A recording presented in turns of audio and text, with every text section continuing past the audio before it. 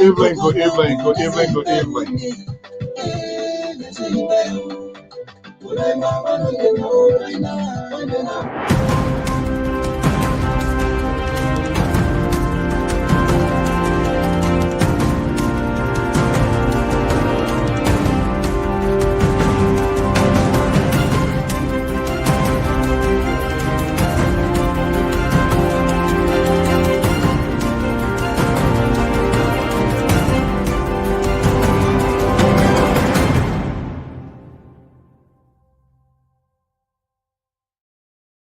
Alfonso's there, and so right here this evening, as usual, time check here on this Veteran Day. We say happy Veteran Day for to those who have been there in the vanguard. We want to welcome our viewers and listeners across the globe. Thank you for joining us here as usual. No, this is not it. Let me just go to this one here to Lpr-Tv Live. Okay, we want to welcome you. We say good evening, good morning, depending on your location. You are on the official news outlet of the Liberia Public Radio and Lpr-Tv. We hear every day, but filling in the gap for the liberal progressive. As you know, the liberal is bereaved, so we sit in here. Hopefully he's doing okay. We're dealing with the situation, tries to overcome it. When it happens, the next thing is to move forward. And the young man, at some point in time, we will announce. We'll let you know the time he's going to be laid to rest. But obviously the family is doing well. We want to thank you so much for joining. Godwin, good to have you. Ewinan, good evening, good morning. I'm not sure your location. Musa is here. God with me, Collie. God with me. So we power God now with us. Is that what you want to tell us? God with all of us. Mary Bright Cooper, good evening, good morning, good afternoon. If I'm not mistaken, perhaps your first time here. But if I'm just screwing up here, please forgive me. But we like to give recognition to people that chip in, whether they agree with us or we agree with them, by virtue of the fact that they're here to share notes, to share the evening with us on some of the things that are happening in our country and even right on our own feet. It's important that we acknowledge your person when you are here. Just do what I feel. We are also live on the handles of on YouTube. So you can also look out there to you want to watch so many ways. Besides just that, we have an official website, that's www.liberia.publicradio.com, where you can read up-to-date news. So we don't just only talk here, but the electronic version is also there, where you can be able to see in real time, read some of the things that happens, some that we don't even talk about because too much is ongoing. But you can go there as another source of information to be able to know exactly what is happening in your country, what you need to do, and all of that. However, if you also have interest in, we get a page, LIB Messenger. You want to share information with us, there are some things you want to let us know, we can tell you once you get information to us. The privacy that will be protected. The souls will be protected. We are not in the business and we will not do anything to unveil our souls. However, those information come, we'll try as much as possible to verify them as well. So, and you are at liberty to disagree with us here in some of our talking points by tweet, or you even call in. We also have a number here that you can call in real time to participate. Do not just agree with us. We don't sanction voices. We don't allow things to remain in you. You have the right into this conversation because it's a national conversation. It's not a personal conversation. It's not a conversation about my household. As long the name of Liberia is mentioned, as long the House of Representatives is mentioned, as long the first branch of government is mentioned, more than is about our country. And we all have a shared responsibility to have civil conversation. The only thing we entertain and we encourage here to have civil conversations. I must listen to you, you must listen to me. And it doesn't matter who you are or which party you represent. Except the liberal wing of this network, led by the liberal progressive Samson Toll and his ally, they are in the business to sanction voices because, and so I question he being the liberal because that's not how the liberals behave. But that's the liberal slash progressive moja training. That's how they do it. If it is in their favor, it's okay. They don't care about you and myself. They don't. All right. So we have them here from all over. Some lives in Delaware, some lives in Minnesota. They are in disguise. But when we hear their talking point, when you see it, when you see it, you know it. They're here to always fix things, but we have two independent voices, and they don't like us because we speak to the core values of what is happening in Liberia, whether we agree or disagree. They don't like us. So they see Dr. Mali and myself as people, and that's how the liberal has managed to have painted us against his ally, the most same way of Delaware, where Joe Biden is now, is retired. You have another the political reverend based in Minneapolis when then he say when the going gets tough, when he's stuck in him, then he say, "Oh, I'm not ready to speak to the one here." But the analysts are here. Today is Tuesday, filling in the gap of the liberal. He's telling me because I'm sitting for him, so every 15 minutes I should call his name. Can you imagine? This is how dictatorial they are. It must be about them. So I'm calling your name one time, Mr. Toll, when you bring it on when you come back. Let me bring in Dr. Mali Jones is the educational analyst of the Liberia Public Radio, based here in my own ocean state in the city of Pawtucket, right with my own proximity. The airplane man. This is unbelievable. He has not presented any project.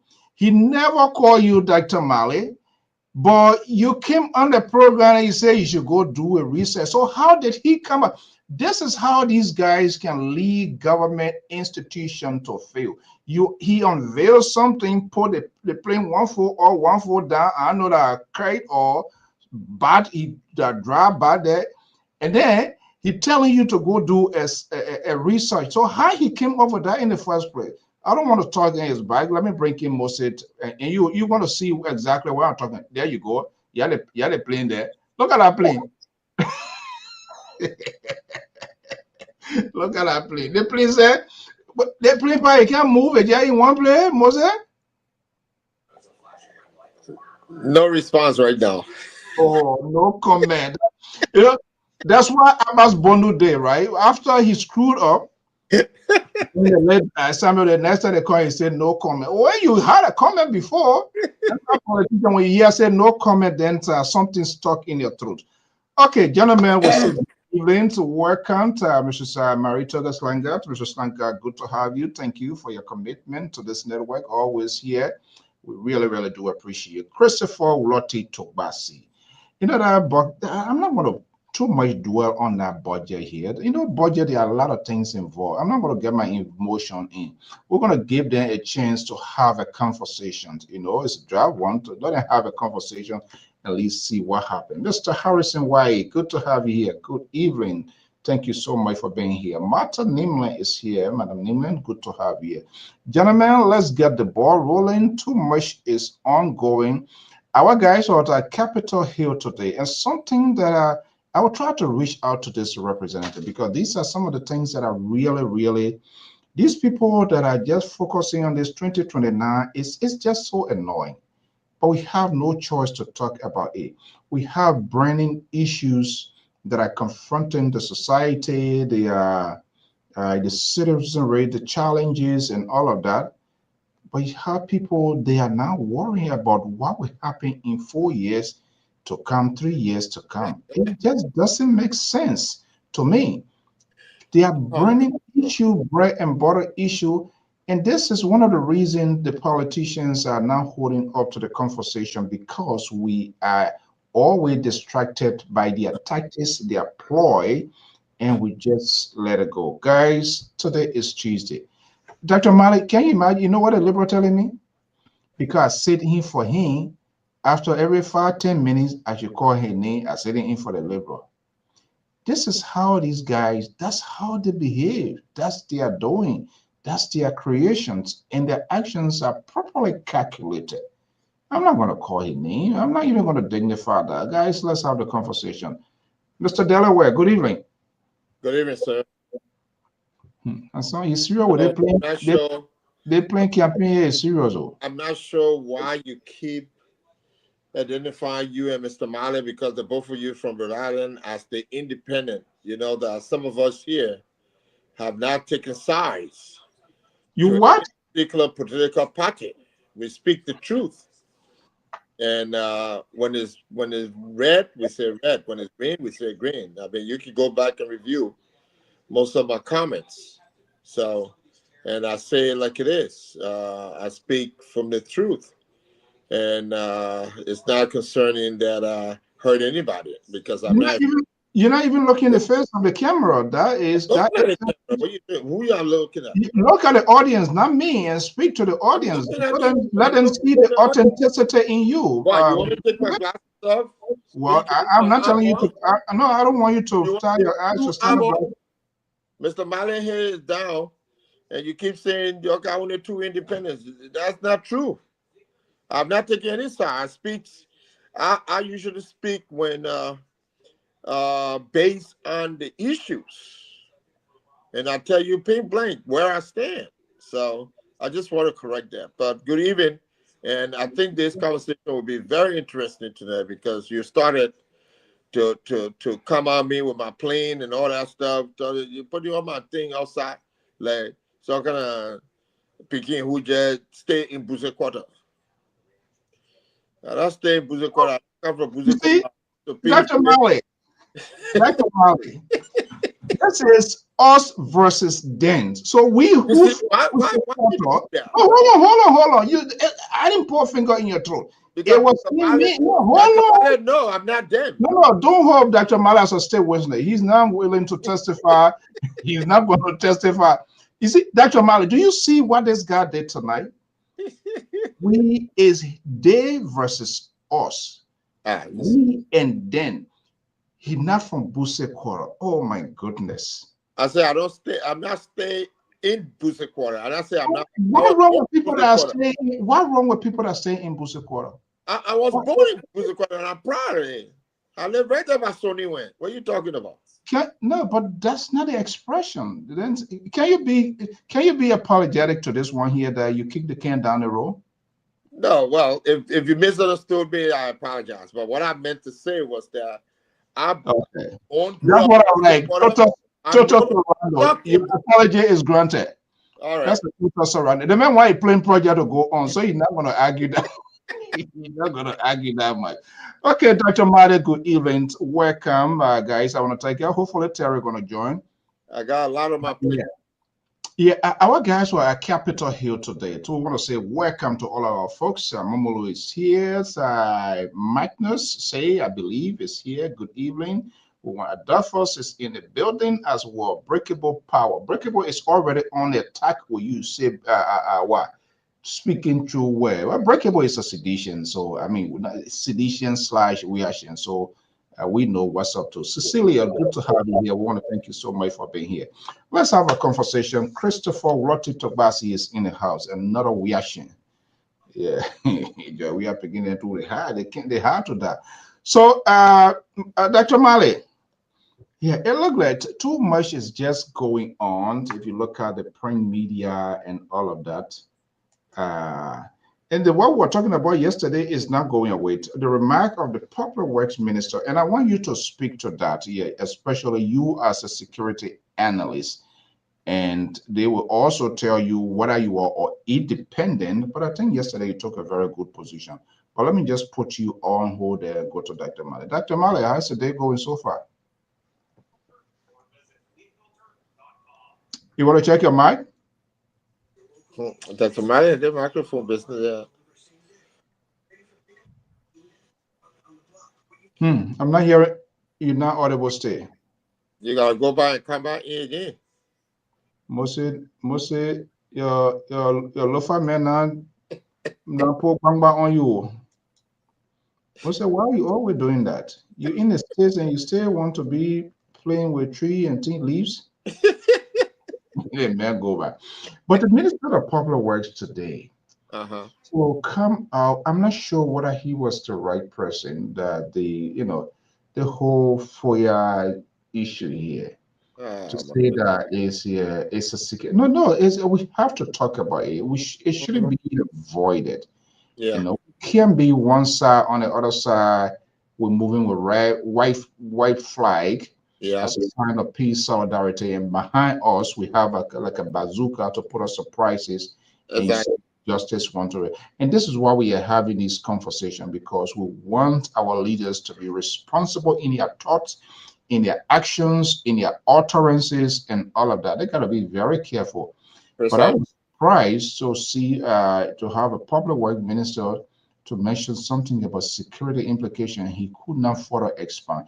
Is he the right person to have even addressed? And we had a question yesterday. Government inside government affairs is very, very deep. But most people don't know that on specific issue, on some critical issue, you have to get the consent from the mansion, from the executive mansion, from people that are close to the president, based on the nature of the issue. So you will never speak. It's better to say, like just you say here tonight, no comment, no further comment until eh, Yep. they are not skillful in doing that. They see that as a surrenders, they see that as a failure, they see that they're going to be a public outcry with them, but nothing wrong with it. If you do not have an answer for a specific question coming from the journalist, you tell them I'm going to get back to you, or at this point, I cannot comment on this. Simple as it is. We see that over and over, but these guys go out and make some loose and reckless statement. Then you put the government on edge. Mr. So, Is he the right guy to have said that? no, no, Mr. So, and I can tell you only critically clear that you see, our people, and I don't want to use the word being overzealous. I think they're being too, their ego is taking over them.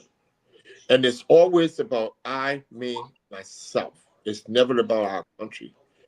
Why would the Minister of Public Works talk anything about national security issue when you have NSA, you have the National Security Advisor, and all of this? Anybody, I mean, national security had every position in the government has an implication, has something to do with national security.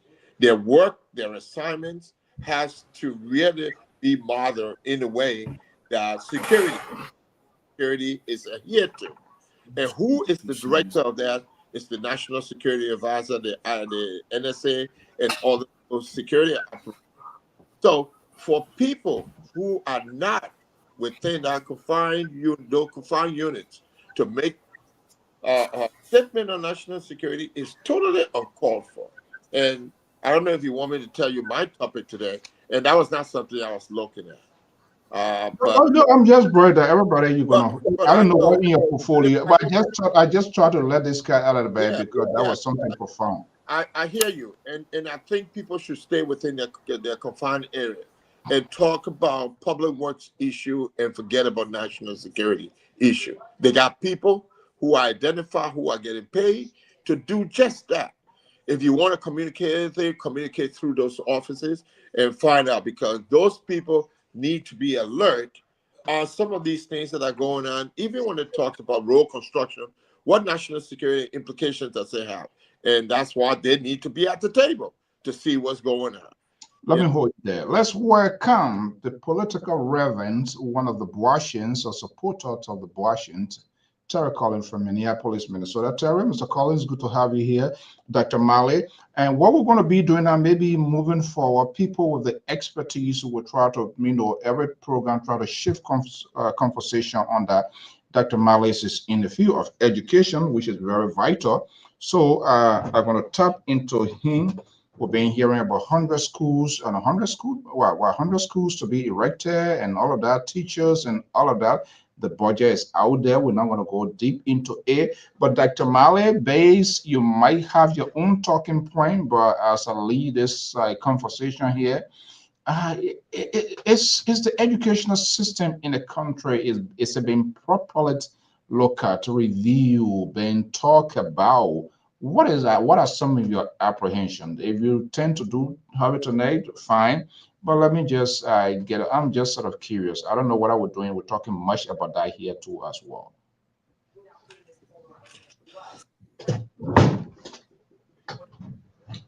Are you there, Dr. Mari? Yeah, you getting me now? Yeah, loud and clear, much better. Okay. I already talked to what his name. He released your audio now already. The man say he took you to Oklahoma. Oh, I see. I see. Well, you will agree with me that the educational sector of our country is one of the more vast era, and is one era that will continue to be active and proactive from time to time. And it's one era that have continued to experience the coming in of different ministers. And for every government that is elected and usher in, they come in with their own team. So currently, His Excellency have got a team headed by Dr. Male, and I'm very sure if you ask the team now, the minister and her deputies and all her assistants, if you ask them now, one thing you will hear that they are making tremendous efforts. Now, one thing you will hear from all the ministers right now, no minister will tell you, oh, things are not fine now, and things are still rough, and we still find it difficult to get ends to meet. No minister is going to tell you that. So the education aspect of the society is being perceived by the minister and those who are in charge right now. Assuming I was brought on board and sent to the education ministry, my perception, my overall view about education, my suggestion, it would be different from what is there right now. You see, but one thing I want to make clear here is that the government has continued to make some strive in the area of education. We've been having education in Liberia from time immemorial. Okay, so I think we now trying to transition to bring some quality to the type of education we have in Liberia. And that involve a lot. If you did your research, you will come to understand that there are so many donor partners in the education system in Liberia. Okay, let's just get this beat out. Let's welcome the rest of the folks, and we're going to go into detail from Pittsburgh to one of the progressive, eminent ULAT personnel. He was part of the diaspora conference. I'm not sure whether they're going to release some dossier here to us tonight after the diaspora conference. Moses is not happy. They left Moses out. Moses is not happy. Since I hosted the diaspora conference chair here, Dr. Don, they say they promised we're going to get back to all. So help me God. Dr. Toto, George Toto is here. Dr. Toto, good evening. Good to have you. Yeah, good evening, also, and I'm a great fellow gentleman studio and to our listening audience out there. Yeah, I know Tom is a very basic guy, handling schools and all the kind of things. So, but we appreciate whatever time you make here. And of course, Terry Collins is here. Mr. Collins, good evening. Good evening to everybody. Mr. Soul, the examiner, good evening. Dr. Mali, the security analyst, and Dr. Toto. Oh, sorry, Mr. Sigbe, I have not been able to call you. I missed that. Yeah, I will call you later after the show. Okay. That's okay. No harm done. Are you guys having what? The majority black you want to form here? What? Yeah, so many I forgot. I remember when I watched the show. Don't explain. The man said, "Don't talk." Your call. That's a long time ago. almost say when the boss will smell it, we'll let them know. We'll see when some impeachment proceeding guy, then we'll know that the majority blocking your one. He's gonna call me to pray for me. No, yeah, okay, no, because we're trying to find out who bid the property over there. Oh, in Foya? In Foya? Yeah, if we are.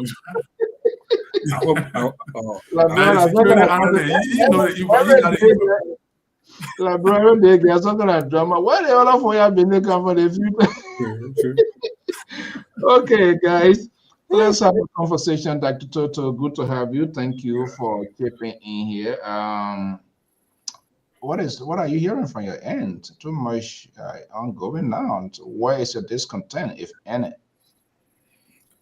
I mean, just the same issue that been going on.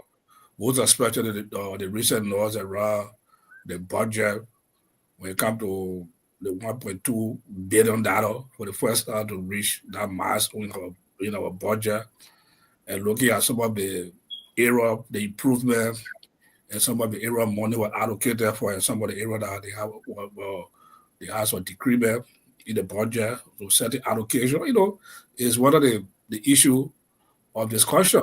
And then we come also to the political block. You see the issue of Musa Benete Guinea, lot of, I don't know whether that noise or whether the political noise. I don't know how to determine, to be frank, but you see a lot of noise and things that going on, carry on some personal project in the county. Dr. Toto. Public work, I can be public work, I can be on the post app or some here project, and especially the one in my own town, Brown County. The political fight that going there, so there are a lot of issues going on right now, but there was time to look at some of the improvement also too, like my colleague. Oh yeah, absolutely. I was saying the education aspect, to see the improvement, some of the strides they are made in terms of education, from the Unity Party government, so that now we can sit and look back for, but to me the most important they come to the budget, whether the average citizen benefited from the high $1.2 billion. Yes, and that's key. Why it is true, government is a very large institution. Functionaries of the government has to have to be efficient, all tied down with the capital, with the money. But as to whether the money is, it will reach the direct beneficiary. And that's where people are apprehensive when they see this sort of big money name. They think that all people try to refill their personal tank again, then the interest of the people and the citizenry. Let's go to Terry. Are you worrying about the budget too? And talking about that, I will play a video here. Our guys face one of the representatives, and I like that guy, the way the thing he talk, whether he means well or not. But I will try to reach out to see whether we can have in here. But yeah, let me hear you, Terry. Well, my concern is drawn to two things. One, when the buses came, one picking a sedition, he was saying, "Oh, the buses does not mean anything. We need to talk about the bread and butter issue." And the journalist from LBS were interviewing him and asking, "What is the bread and butter issue?" He said, "The fuller bread going up." He said, "The price of the fuller bread." He said, "Can't you see the price of the fuller bread going up?" So the journalist asked him, "What?" He said, "Yeah, the price of the fuller bread going up. You asking me for the butter and bread issue." But my concern also is drawn to Gafwan, right? And this is where I said the last time that I have a serious problem with Gafwan being able to articulate his own the expertise. And he's very, very smart. But there are certain people that to discuss what they learn can be difficult. And I think Gafwan is one of those. There's a statement that I think he made concerning the budget. The 2025 budget was supposed to be, I think, 800 million. That was the exact amount that was passed by the legislature. But he came out and said that the budget for 2025, there was no shortfall, and they were able to achieve 900 million.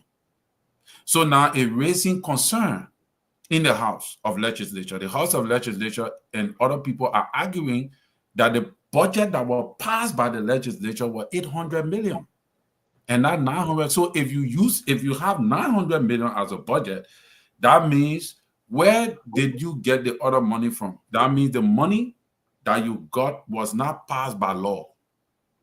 So where did you get it from? So I think they went and they rectified it. They said it was an oversight. But these are not the kind of mistakes that you want to make. You see, he also said that there is there's a $2.3 million in the budget for asset recovery, but did not state where in the budget is that 2.3 million is allocated. So as a result, now it's creating speculation and people saying that he lied and things, but I don't believe he lied. I just think he need to take his time and give the Liberian people the right information accordingly, instead of you rushing and trying to get information out because you're succeeding. I don't think that is professional. Yeah. Okay. So let's look at the surrounding here. And the reason we are having this conversation is to find solution. We don't want to just only criticize this one wrong, this one wrong. There are some good things happening. There are a lot of great things happening. And part of the frustration from our end, or maybe is when you try to reach out to the authority themselves to have this sort of conversation, the assumption, they assume you are not part of them, you are not in agreement with them, so they are uncomfortable to come. But I can tell you, in order to win, to get a message, go to some rough terrain, people that don't agree with, so you will be persuasive and be able to make your argument. And this is why the typical politicians do, they don't do it. Oh, don't go to that platform, that CDC platform. Oh, don't go to the platform, that United Party. Oh, this is ANC. So they have created a sort of divided field, and they feel comfortable going to that. But talking about that budget, because which is the center of gravity in the conversation now. When you see people are rumbling, when they're, we made a kind of mistake, we do this, we do that here. Moses, is that typical?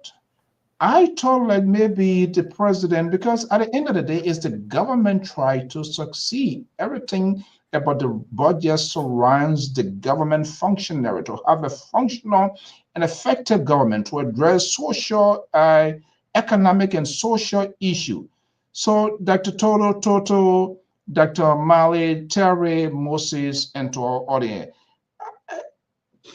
are these people the president inner worker, with the economic experts? I'm wondering what are they said to have this sort of review to make sure, because when you put it out there, you don't want to have people scratching their head, say, oh, we forget it 1 year. That's not small money we're talking about, that real money. I don't know whether it is different now, but don't you think they're supposed to say to come kind of have a comprehensive review before you even go into chamber lobby and all of those kind of things? Those things you do it behind the scene. By the time you get there, boom, boom, boom. I don't know. Yeah, but one thing I want for us to know here is that these are humans. I thought you were talking to me. Oh, okay. Go ahead, Moses. No. I said, go ahead. Mr. So we believe people fighting for their right here. If you on the network, you're not fight for your right, you're on your own. So you see why you take control of your situation. No. See, if we want, you want to introduce the jihadi system here, the platform is going to fall. Wait, come on with jihadi, baby again. Oh, Dr. Mali. No. Dr. Mali. Go ahead, Mose. CEO, let me first give you my own interest of topic. First, the thing about it is that I listened to the assets recovery boss again today, and he talked about arrest of an individual, and that they're arresting about 40 persons. And my question to that is that does the assets recovery were they mandated and given arrest powers? Because I heard him also during his news conference stating that they're working with international partners, including the United States and Europe. So I'm not sure what he meant.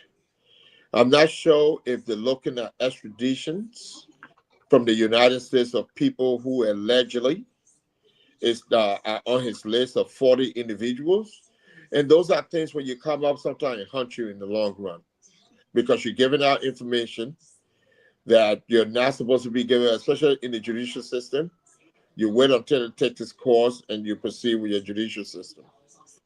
I just wanted to put that in. And I was just, blown away by his comment today. Now, in response to what you just asked about, as far as I know, I think every unique ministry is supposed to come up with a budget.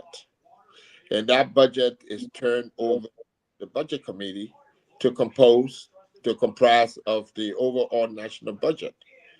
And then at some point needs to be reviewed by the entire administration before that budget is passed over. And I know we had a problem before with, I think when Amara Corner was in office with Ellen Johnson Sirleaf, whereas the budget was submitted and people went there and couldn't even defend the budget. Whereas they were saying, oh, we need to call this minister or this person from this department to come and sit before the legislator to explain the budget. And that became a total chaotic situation. And you would think that people have advanced in that area so that we cannot repeat those mistakes again. So the budget thing is something that I think they need to really look at. And when they submit a budget, they should have everything, all their I dollars, their T crossed, and that they go over it before it's submitted to the legislature. Because some of the people that I know in the legislature don't even understand my budget. I can tell you that straight up. They just sit there, say all and say one. All right, we're gonna go across. We're gonna go across the room to dissect and people to give their views and opinions on what is unfolding based on the information what we know for now. Yeah.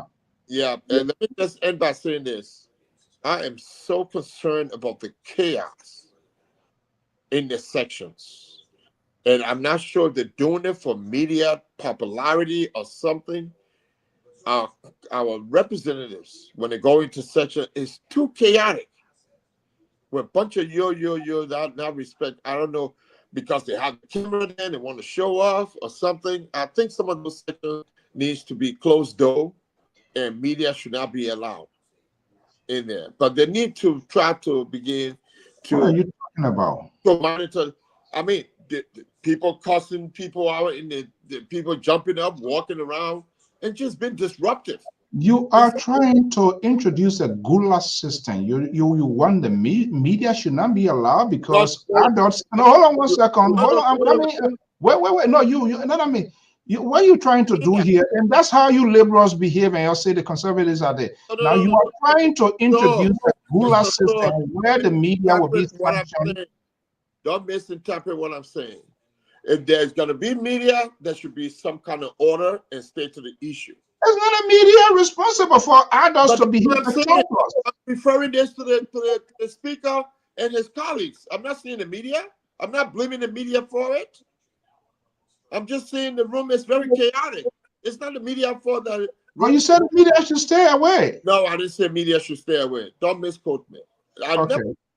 All right. If you please. Okay. All right. I think this is not going to be a rough night for the airplane guy tonight. Yeah. Okay. Stay away. I will put all the liberals and this so-called progressive are going to hold down. These guys acting up because of the media presence. That's the question I'm asking. Okay. All right. Dr. Toto. Let's hear you from the surface of this whole budget and whether this one go up, this one come down here. What is your own observations relative to all this? What is going on right now? No, but unfortunately, we can't on the issue of the budget. In terms of the criticism, whether the dark and tea, whether cross the correct way, we'll find some of these tea happening in budgeting. But let me agree with Terry on this one here. We come to Gavon. Gavon is our man. I know him. We have some personal thing going before the past. But the way we sometimes he present himself, being from the highest office, it's very concerning sometimes. Even I want to do that. I'm very critical of him at the all towards the All Liberal Conference in DC in the future. Where Gavon making presentation, making a case for investment, You're not sure some of the numbers you're talking. I think. Really? Yeah. You see, I think there's somebody from the audience will say, yeah, that's what So and yeah, it's a man. Your finance minister, you try to make the case for an for investment opportunity in Liberia. Your number should be to your fingertip, especially you are trying to talk about the new overhead bridge they try to build. You are not even sure of this ad did the end did it was. So you think I think. So when it comes to the budgeting, we'll have some irregularity or something. Even the Donald Trump beautiful budget that you passed recently by Congress, I think there were some issues that Congress sent it back to them. Despite the white behind the scenes, send it back to them, go and face it. They come back again. They are setting under the house or compromise and error for the Right. state. And so when it comes to that budget, with our budget library also to the 1.9 billion also ever because it's the first hour. You will see some issues at there, but it should not escalate to a level that you as a finance minister, you're supposed to defend that budget. You should make sure that all your numbers are accurate to the point that we fall in the legislature here. Like let the local and send it back to you on some issue. But now when they see some discrepancy has form a generator, you cannot get account of it. They didn't do well on the table there, to be frank. Okay, Terry.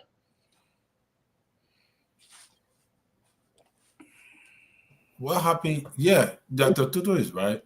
I think like today, I listened to Amara Connor. He was again very, very splendid, professional. He didn't bash at the government. He make a whole lot of sense. And he didn't even attack Gafan. He even praised him for the budget. And myself, I want to praise Gafan because if this pull off, if Gafan really pull this off, he will be the only finance minister that have reached the budget to 1.2 billion. And I think that milestone he's trying to reach it to will, it might likely give him a legacy in the Liberian history. So, but my concern is very grievous in terms of how the monies are allocated and spent. I understand that the budget, there's a budget book in every ministry for which the ministers, go by to align items. But Amara said something that I want to put out there. Amara said that, and I want to agree with him. The arrest budget is $8 billion. We only got 4 more years in power. You got a $1.2 billion budget that you projected, but you fueling the arrest agenda by 200 million.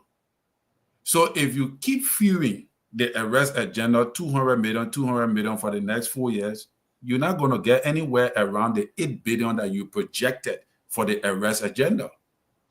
That brings me to the understanding that then except President Boka is going to run again. Because if he has a budget of 8 billion and you're going to be pumping in 200 million every budget year, that means before you end 4 years, 2 times 4, you're talking about 800 million. That means you have not even reached 1 billion. That is not even 2% of your total 8 billion budget projection for the arrest agenda. That means you're not going to accomplish anything. So that means you need a Librarian to give you additional 6 years. That brings me to the understanding that President Boka wants to run for the second term. Because from what I'm seeing, the budget that he's generating, that he's going to be generating going forward, will not be able to fuel the arrest agenda. And if that happens, that means the arrest agenda, which is the vision for the rescue mission, is certainly going to fail. You see? Okay. So I think those are some of the things that I was looking at from the negative, side versus the positive side. Okay. And that's a very good and fair, good analysis that if that is the case, and that it seems to appear to be the case, Dr. Mali, then is that a calculative project? Is that a good economic strategy? because your goal is you have your vision, and the package in that vision, you need to have certain amount of cash. You need to have certain amount in order to achieve that, to be able to make your arguments to say, hey, this is what I did, this is what I did, even though people are crying the money when they are, but it's honor. So is it done on purpose to give them more argument, do what they can do now and say, hey, I need more time, but I have made a considerable progress. And so these are the reasons to it. Is that a good strategy? Well, first of all, we need to understand that government is a structural institution, and those who are hired to work for the government are experts. And I beg to differ. People try to crucify the Minister of Finance. This man, he's not an angel. He's infallible, like the rest of us. We are subject to error. And I'm very sure that even in the finance ministry, there is a budget committee there. And at times there will be some oversight. And at times we'll do some accurate job. So I don't want to really hold his legs to the fire because of that, because of what has happened. But to your question, I think the revenue minister need to understand that this government has got a 2-year obligation and social contract with the Liberian people. And the 2-year is split into 2 parts. The first 6 years and the last 6 years. And for every segment, you have to struggle to legitimize your stay. So if the budget is presented and making a projection for the next 12 years, I don't think it's in violation of any policy or constitution. I think it responds well to the agenda of the government. So if we are making a budget for 6 years, now we try to expand it or make a projection for 12 years. I don't think that's a mistake. It will only be a mistake if our constitutional obligation is limited to 6 years. Okay? So I want to conclude here by saying that Amara Kone even stepped out of order in his analysis. He stepped completely out of a representative order in his presentation, because he forgot to realize that this is a government that's supposed to go for 12 years. And for any reason they don't reach the 12-year threshold, that's fine. But the government is wise enough to project for 12 years and account for the rescued agenda. So it will limit the rescue agenda expenditure to 6 years. Then the government will be very unwise. Thank you. That's the beauty of this network. You know, when the independent speak, then everybody freak out. And can I say something in regards to what Mali just said? But yeah, hold on, you're gonna speak. Don't worry. Okay. Don't you panicking because you're playing that in that plane. The boy they're playing that in that. You are not buying that plane. I want to support what he's saying from a different perspective. That's all. Okay, then since you go ahead, I'm gonna go to Toto, but go ahead since you're in flight. You gotta spit in the plane first. The plane straight. What are you talking about? I play there. Does he have crew member there? Look at hey, look at yeah, there. Nobody tell him put a fasting sleep down, man. What you're talking about? Go ahead. You know, I think to support what Dr. Mali said, in my own my session is that we respect the old man and we believe that he's a statesman. When the old man ran in the campaign, for some of us who supported him, said he was running for only 1 term of office. Now, with Amara Kone coming up and speaking, I would only see that as a strategy to begin to challenge the old man on running for the 2nd term. Because the old man equivalently said he only wanted 1 term and he would only be there for 1 term. So all these talk going on for another term. I think Conan is being smart enough to come up with the numbers for which that $8 billion that Terry mentioned, which we know will not be realized in the next 4 years. And so he wants to put the administration on record as to measuring, as to looking, and reminding people that this administration from the old man, and we respect him, and we know he's a statesman. We don't know what his intention is going to be, but he wants to hold the president because I think he has ambition of running also. And that's the politics that I see happening and is beginning now.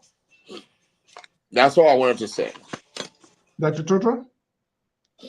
Yeah, like I say, marriage can be so interesting sometimes, especially sometimes he up and down, some of the issues. But we can't do the budgeting, right? Let us look at some of the good things about the budget also too. For the after criticize, look at some of the good ingredient in the budget. The aspect of security. There were a lot of increment in the security sector, the police, especially the LDA or the immigration, or the NSA. I don't know why much the NSA, but that's an intelligent area also. But another improvement on that side of the budget too, especially the issue of drugs. How drugs are taking over Liberia completely, especially not in the urban area now, but in the rural area now. The issue of drugs it's a serious issue. Our borders are open. So I think where they have to pump enough money now in the immigration, they try to police some of the borders, they tell them to force some of the empower the LDA to go after people that bring drugs to the country. I think will help to improve the social economic aspect of the country also too, because it's a serious issue. When it comes to that drugs, so when I go through the project, I think one of the areas I saw my eye caught when you see the improvement from 2025 to 2026 going forward, that aspect of it, which I think for that aspect, I'm happy to see that in the budget kind of the security aspect, our police, and even the healthcare center also too. There was improvement. There was an increment in the healthcare center also too. So the budget has a good part of it also too, especially some of the area we're crying for our healthcare, our security, our education. So that's an increment in those areas too, which I'm happy to see. Yeah, I think that's a fair analysis. What is still in question is that these increasements should be perfected into reality. People should feel it. You don't just carry oil and be made saying people who wants to deliver go to government facility, when we know that more money is being allotted, and then they're telling people, oh, they can't see we can't see you, you got to pay this, you got to do this. So I hope the administrative part of it too, it has to be implemented to reflect the reality of the changes or whatever that is being raised. Fair analysis, Terry? Yeah, Mr. So that's a fair analysis. But the budget is a lazy budget. You see, we got to be honest. And that is where they're not going to agree with me tonight, because the budget is lazy towards the trickle down effect of the people. This budget does not increase civil servant salary. It does not repeal the harmonization. I agree. The strength of the budget is driven to roads and energy, which is a very good thing. But the first 22 million, we don't know how it was spent on the road. Now, GAFWAN is putting almost 300, I think almost $250 million for roads, which is a very good thing. But how are we going to track it? Energy is good too. But where are the monies that you're going to give to the people that are going to buy the energy and travel and get money to travel on the roads to go do their businesses? If the people don't have money, how are they going to do the transportation, move up and down? So I thought they would have had at least $50 million in the budget to say, you know what, there's $50 million for Liberian marketeers and businesses that want to take loan to invest into to their businesses to improve their businesses. I don't know if they have money. I'm hearing allegedly that or what her name, the protest, the protest that said that there were money that the Chinese people coming revitalize the capital. I hear that they put money in the budget for the capital, for the renovation of the capital. And even the American government in Europe. So Culture. If this money are committed, then why are they putting the money there again? That's what I'm saying. So if the Chinese people coming to build a place, then why are you still putting money in a budget for renovation for capital? So the reason I say the budget is lazy, the budget is money borrowed. Huh? The money in the budget for the capital renovation is for local operation. The Chinese not just coming to bring everything down. Local people to work there. It's for local operation. I don't know. Anyway, I know you defend that thing. I saw it. I saw that buying the budget for the renovation, but for local operation. If you go to hire local operation right there, the Chinese you already got money. You already tell the people say what they need. You tell the people that the Chinese people have already agreed to come face the play. Then why you put money there for? Why you can't take that money there and channel it somewhere? I don't know whether they ever explain as to how the Chinese going to do that. But quickly, guys, let's talk about this one here. Terry just said, and we all know that, and the money we're talking about was from the Ministry of Public Works, the 22 million, no explanation, nothing. Who should provide explanation, and why ordinary Liberians are not aware of the expenditure as to how that money was being used? Who should provide that explanation? Who should hold him accountable, and why it's not done? CEO, can I come in, please? Yeah. The statement you made that was buttressed by Colin is a very important statement, and I think it's one of the things that is missing in our discussion, and I think we need to go back there. You can have a very beautiful bill, but if they build a very beautiful budget, okay? But if the budget is meaningless, the budget becomes meaningless when it's not in alignment with tangible, achievable, and measurable plan and project of that particular office. You see, you can get all the millions, but if programs are not put in place that will be in line with this budget, the budget disappears in thin air. For example, Dr. Toto was just talking about the LDA, that it was straighten them, that's fine.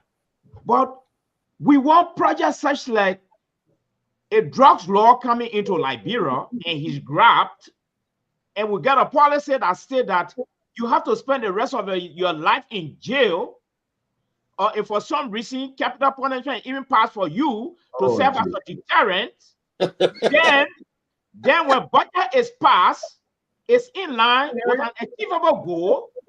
At the end of the day, it helped the LDA to reduce some of the crisis. Okay, so we can just, yes. So the idea now, all the huge budget are piled in the educational sector. Okay, you get an alleged rapist teacher who harassing these little girls. Should they go to jail for 6 to 10 years and spend their days there? I mean, put in place a measurable, achievable program that will help the budget to survive. Other than that, we will talk about beautiful budget here and increment in this place, increment in the place. As Colin said, at the end of the day, nothing is achieved and nothing is realized. Thank you. So the issue of this capital punishment here seems not to go away from Dr. Mali. Yes. CEO.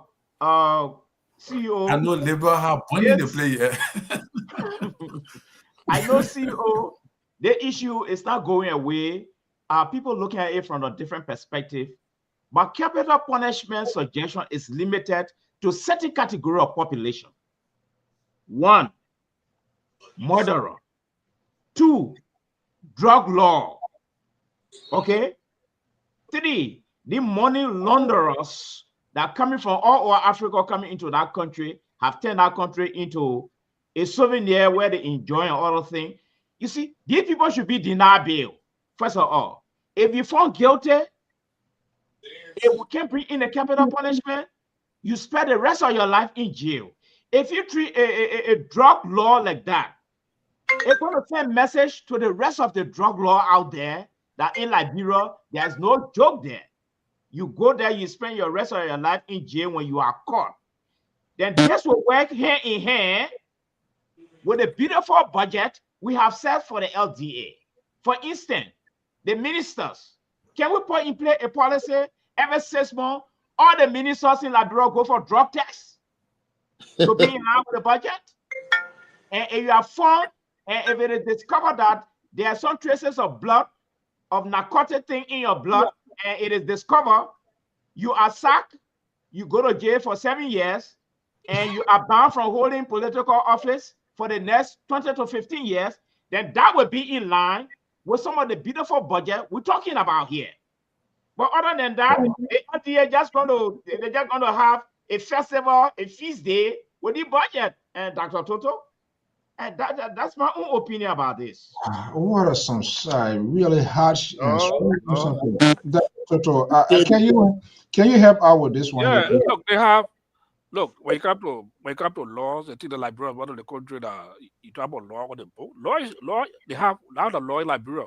We have statutes. We have laws in Liberia that address all these issues in Liberia that the Jew is talking about.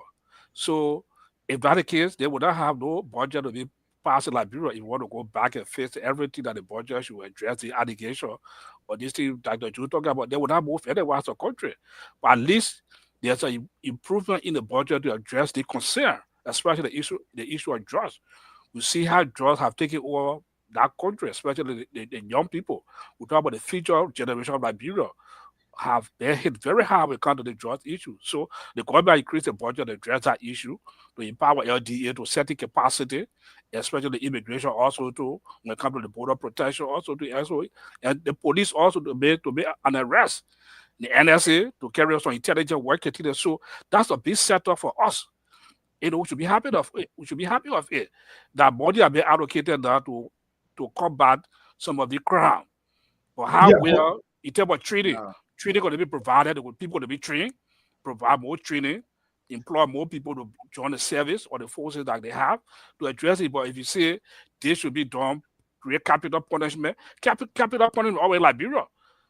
The issue in Liberia is the justice system in Liberia fair to prosecute people to address the issue. That's what you look at. If you have all the various laws that there, how fair is another branch of government for the second, the justice system?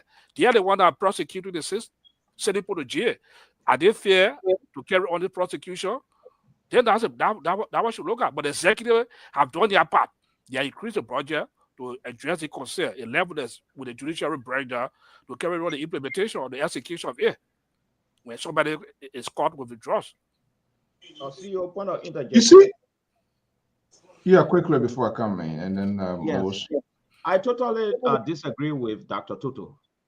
You see, these are the liberal policies that undermine this country since 1847. If we don't shift, we'll be singing these same songs over and over and over. Dr. Toto can tell me that in our laws, we have laws in there. Everything I see here is something new.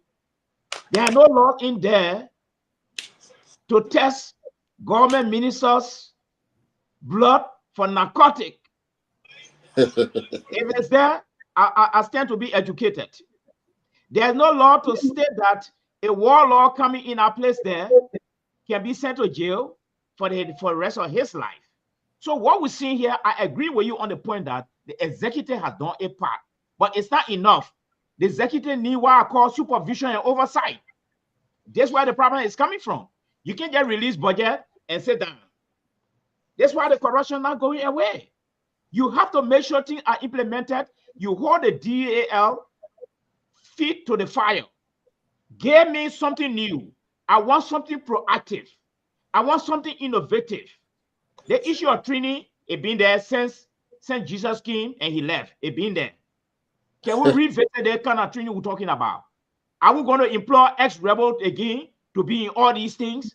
So there's a need to refocus and recalibrate this thing so that we depart from the past. Dr. Toto, like the justice system you the justice system you just talk about. Are you prepared to overhaul the entire justice system right now and kick all the corrupt judges out and even order them? And in the phone gator, you send someone there to Belayala? We're not ready to do all this. We're not ready to do all these things. So what are we talking about? The justice system. We know the justice system is abnormal, all right? But we're not speaking to that because why? We are saying we have inherited the liberal tendency or democracy that is undermining the system. We got to depart from that for now. I think quickly, I think something you left out that you are pushing, and maybe you can get me on point here. You talk about radical change in the past. These are all alignment of the radical. But this is how the progressive and these so-called liberals, they always give room. They always give an opening. We have a liberal democracy, and we should stick to it. We don't have okay, no, we understand. The liberal democracy you have, is it helping you or is harming you? It's okay, let me add this here. Tara did mention something here. Let me add this piece. Let me add a piece of layer to this whole thing here. And that is, I think, is very vital. And I say here, carrying the budget over the roof, it's okay, but will it be perfected into the actual reality in terms of there will be changes, administrative changes going to come with it? We do not know.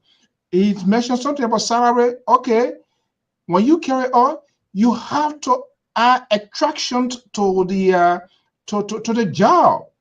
You can be paying the LDA man $150, $200, and a man come across with somebody with 1,500,000, 200,000, 50,000, or something. Who, of course, he has a family. That's where the compromise come in. I don't know whether they talk about more force, paramilitary. We need more police. We need more. You cannot have a city. You cannot have a community there where you have the strength of the police. It's not even commensurate. You don't have where, one policeman going on a mission and you have about 50 or 100 people there. You leave that man vulnerable. And I think most of you can speak to that. So I'm not sure whether all of those things were addressed. Yes, these people need the support, but they also need both technical, the manpower, and the financial support. Because when you make the field attractive, when people go there, they will be committed, they will be disciplined, they will know exactly what to do. When they screwed up, they are out and they be locked up because they connive, they are collaborators, and instilled discipline. Discipline. People go to work anytime they want to go to, no supervision, no revision, nothing.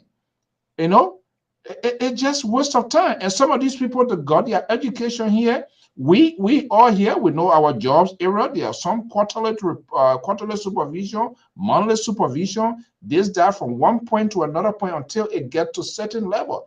Are these things being instituted? And I do understand is this, and this is where the civil society comes in.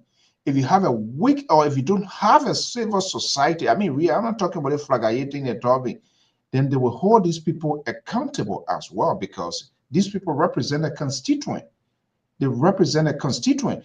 This is the danger. You remember, guys, we had a conversation here before that everybody looking at presidency. If the opposition also have a good representation in both houses of government, and they are not even in they don't have the first branch of government, guess what? They will come down hard on it. You said that, Terry, the 22 million. What happened? And we just talked to your post in our throat. The guy is still around. Whoever called him to provide explanation? Zero. So we are in a sort of visual cycle. We talked one more ago, we come back to A again, and there is no solution for him. Moses. Yeah, let me just add on this debate, or this my little 2 cents to it. Number one is that I just pulled the budget. In the table of contents, it says security and rule of law sector. That's the overall topic, and it has the Law Reform Commission, and that speaks to what Mr. Malley is saying to look at the law. It also had the judiciary that's talking about the court system. Then it has the Ministry of Justice, and we know that the Ministry of Justice, what I haven't seen is the specific budget to those items that are there. Under the Ministry of Justice, remember, you have the police, the immigration, the LDA, and the prosecutor. So that budget, we need to look at it. Then you have Ministry of National Defense. These are all security. It falls under the security. So when we're looking at the cluster, this little cluster, when we talk about security, it includes so many other tentacles. And we need to be very careful on where money is directed to be effective for the use and for the safety of the country. At least it gives you all the details. Now, our thing is to really examine this and see where the money is going to go. Someone mentioned here training is very important, but the thing about it is that you need to give people competitive salaries so that you can deter them from the corrupt practices, from corruption. You're giving them training, you're putting them out there to do this work. For instance, police work is 24 hours a day.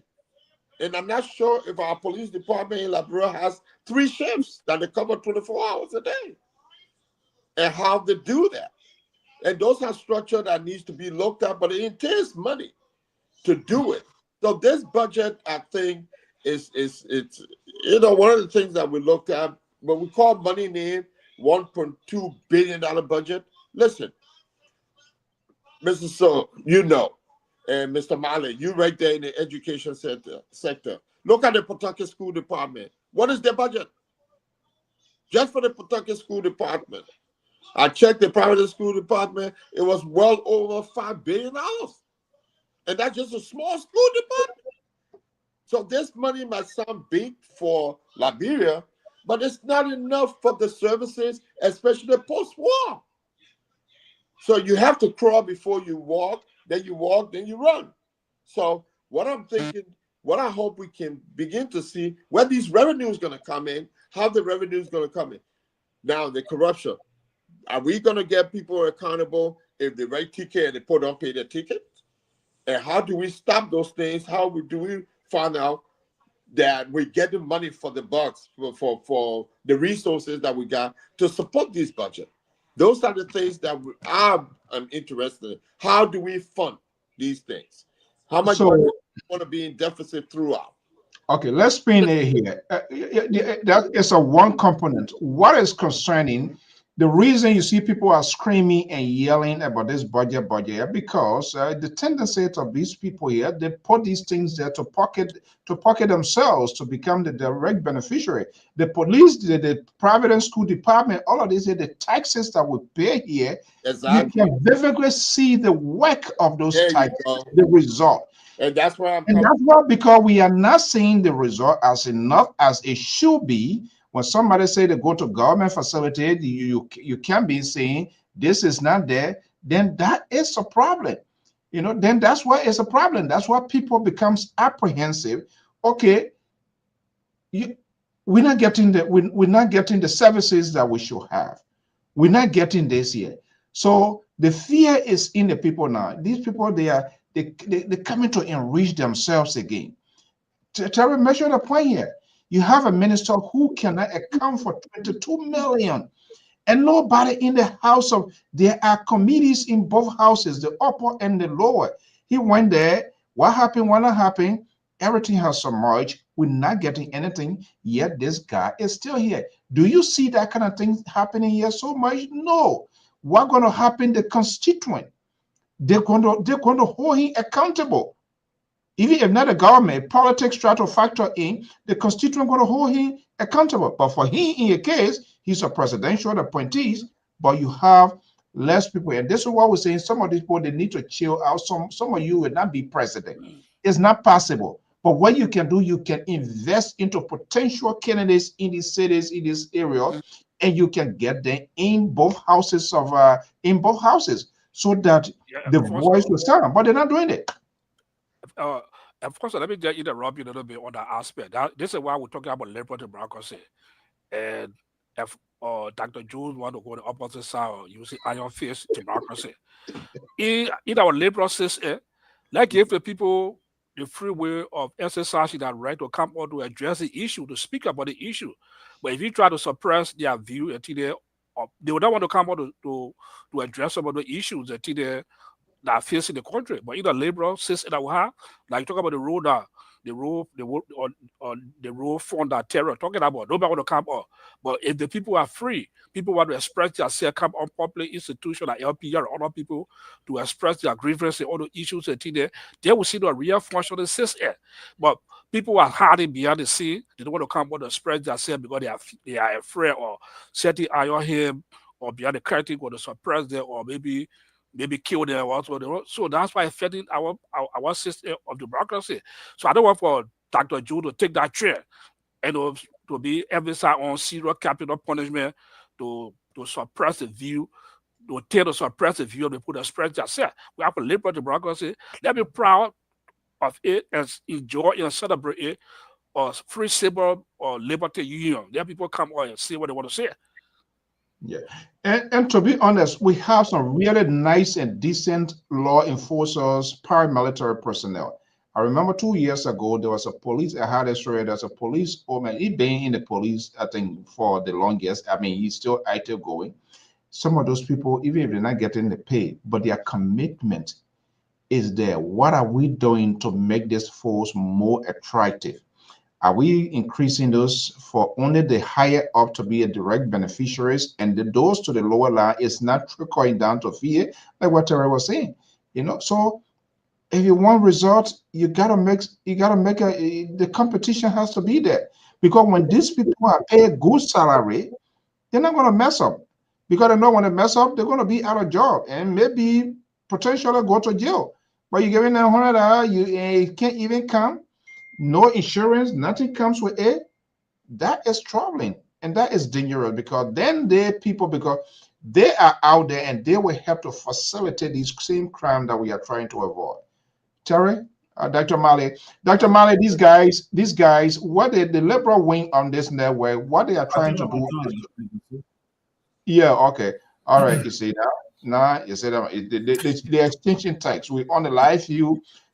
The liberal is communicating with his folks in here, but let's go to it. Dr. Mala, you still have your. I'm listening to you. No, but CEO, I think Dr. Toto had just mischaracterized my presentation. No, don't hold your peace. I don't want the reverend. We don't want to get in problem with the gospel. Yeah. Okay. So I needed to make some correction there while we move forward. Hold your peace. You're gonna have an amputant. Dr. I want for Dr. Toto to know that I'm still having Toto came here tonight.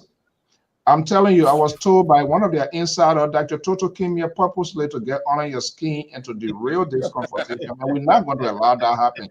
Let me go to Terry. Terry, let me hear you. Yeah, you see, the budget, the reason why I'm not in support of the budget to that extent. You see, Mr. Sigrid, when you know that your budget that you're getting from work does not commensurate to take care of all your bills, you cut down expenditure. This budget, we know that 1.2 billion is not sufficient for Liberia. Everybody knows that. So what you do, you cut down some of the facts where you just used to send money crazy way, you cut it down. But the legislature budget increased. So, and what are they doing? Ready? What are they really doing? The benefits increase. So we agree. You gave $50 million to roads, but you also supposed to get the $250 million that Millennium Challenge is bringing. But I agree, you can't wait for that. All of that you guys need, and you giving $50 million to energy. Meanwhile, there is already a lot of money that donor money is coming into energy. So the question will become, if all those monies come in, the Millennium Challenge money, the donor money coming in, you get over 900 million projected for agriculture from donor money. You get over 200 schools that donors say they're going to build. So then what become of that money in the budget for all the institutions that you allocated those money for? You want me? So if those money come, you want me to because answer a question? now I You just want me say to you answer your something. question? Now I just say you something. Okay. Because look, we have to understand that the kind of eating that going on in our country that we sitting down here getting hungry for, it's not necessary. It's not because you and I know you can see it from afar. It's not in hidden. Like I just told you about the money. You only went to that place. You see the Chinese people say they come and renovate the place.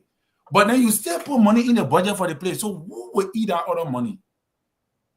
But we're saying here that, oh yeah, just in case the other thing will happen, $22 million. Gideon had that money up to today. He can't fully tell or how the money. Look at Bapolu Road. Look at Bapolu Road. Now $50 million is in 2026 budget for road or road network. Are we really going to see the result? That's my point. That I'm just asking questions. I'm not saying whether if it's good. I'm embracing the budget. I love it. We need to grow.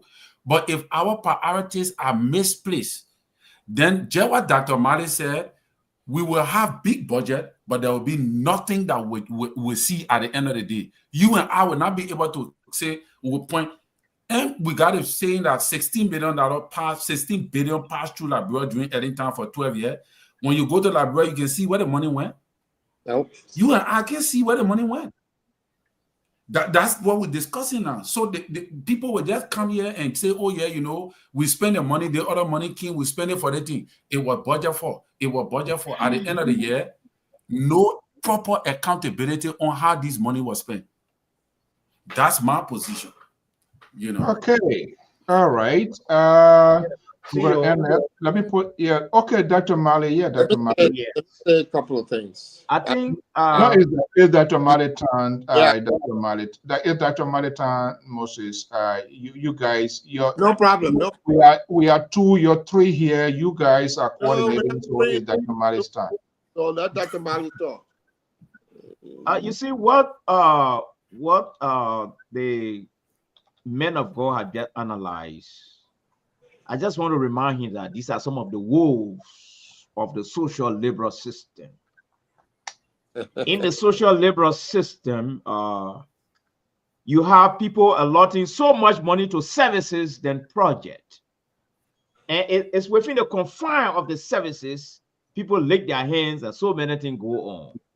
So, and you stay holding fire, you and Dr. Toto and the security analysts stay holding fire to the liberal system, and you still crying about it. You need to let it go, first of all. 2, the issue of checks and balances is conspicuously missing in the liberal system. All right? The executive is completely missing, because if it were present, people would be held accountable. By this time, Better Yala is choked with a lot of economic criminals. Okay? Better Yala would have been filled right now with a lot of economic criminals. But in the liberal system, nobody goes to jail. Not at all. You are not dismissed and kicked out of office, and you carry your bouquets and celebrate with your wife and children and your extended families. That is the liberal system. We have to go away from that. But let me just make a clarification here to Dr. Toto. I did not say people will not express their view. No. My approach, you can express your view anyhow you want. Okay? We're not suppressing nobody's view here. What we're seeing here is that we will be tough on programs. We will be tough on policy. We'll be tough on projects. That's what we are saying here. And people will rather be accountable, okay, for their stewardship. I think this is where I'm coming from. Okay, like what the men of God just said here. You can get a very beautiful and a handsome budget like this, and there are no salary increment.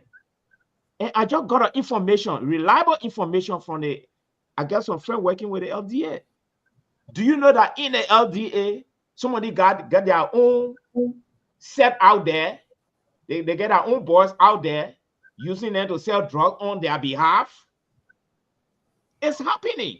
So if you get a policy that states that if you get employed here with LDA and you are caught selling drugs to the kid as an LDA officer, you are dismissed and you go to jail for 6 years.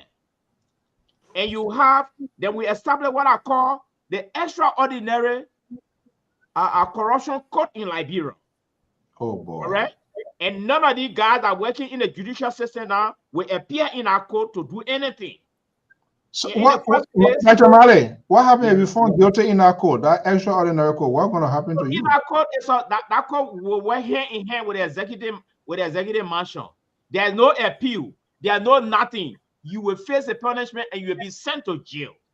That's the type of government system you want to run. No. It's not government system. You see, when your country comes from war, when the country, CEO, whenever your country comes from war, the president need to have what I call thick political skin. Yes. And you got to put your feet down as a president to straighten out the country. Most of the problems are going on now with the LDA not succeeding because, like Dr. Toto said, the judiciary, as long as we don't do anything without judiciary, we're not going nowhere with anything here. Okay. Mr. Moses. Yes. I don't think that's a natural full hair scratching there. I think Dr. Mali is tipping you off here. Because Dr. Mali to kind of work in your government will be you gotta be on the fine line. He's saying there will be no appeal.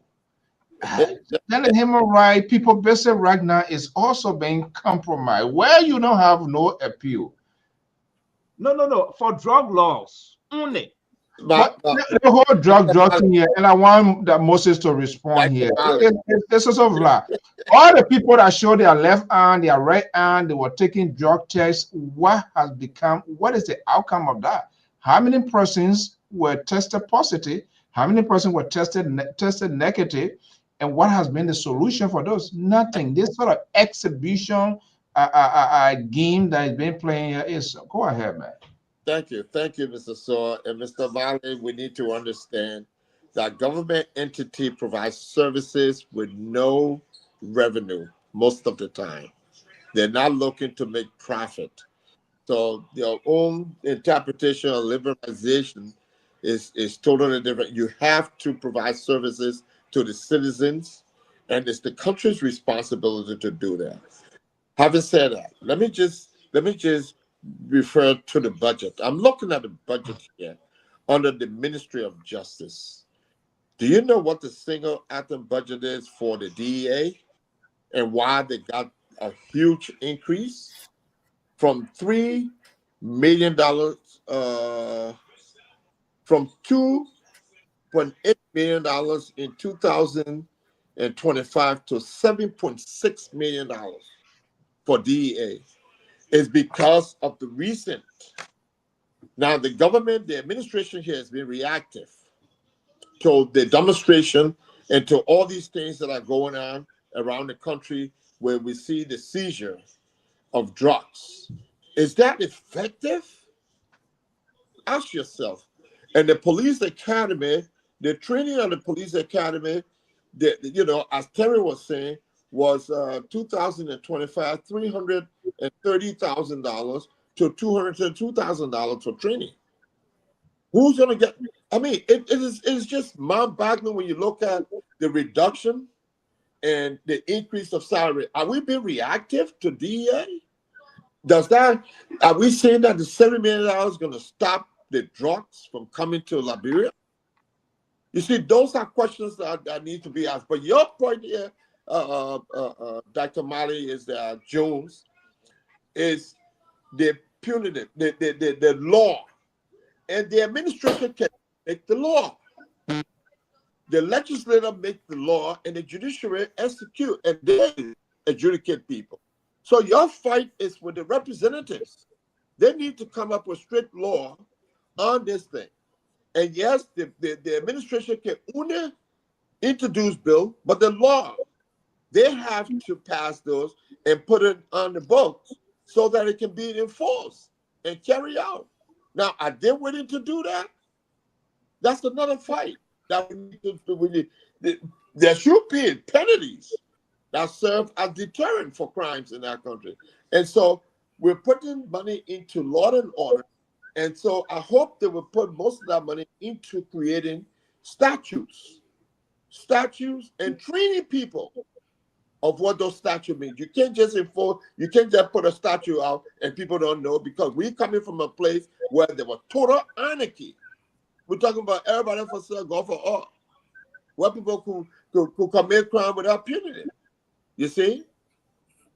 With impunity. So what we need to do is really start looking at those structures. I think building the structure will serve us better than just pumping money into what's going on. You just said the DEA, some of the people involved with DEA now are involved with the drugs. And it's not that unique to Liberia. It's unique all over the world.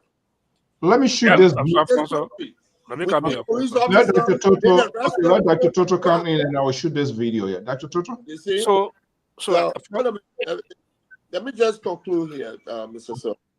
I'm more of looking at the detail of the bill of the budget to see, and I want to see what the detailed spending is going to be as per the Ministry of Justice. Then I can make some kind of argument on where I think more money needs to go and what needs to happen. Okay, let's go to Dr. Toto. Yeah, so Moses already making an argument, so I don't know the argument you want to make the budget. But if you look at that budget, it is no number, the increment, especially the DA or the police, it is just fall from thin air. They have on the budget committee, the people met, they look at where money need to be allocated more in terms of improvement.